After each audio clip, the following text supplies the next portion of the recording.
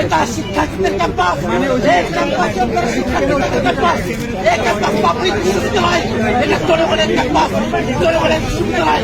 Police জনগণের ট্যাক্সের টাকায় চলে, পুলিশের ক্যাম্পাস না, জনগণের ক্যাম্পাস, জনগণের বিশ্ববিদ্যালয় আছে। আমাদের বিশ্ববিদ্যালয়ের শিক্ষার্থী, আমাদের বিশ্ববিদ্যালয়ের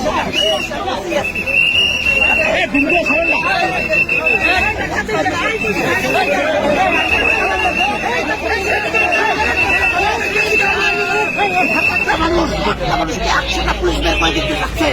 আমি এই ক্যাম্পাসে শুয়ে পড়েছি, এই ক্যাম্পাস থেকে প্রয়োজনে আমার লাশ বেরোবে, আমাকে তারা জানতো এই ক্যাম্পাস থেকে করতে পারবে না।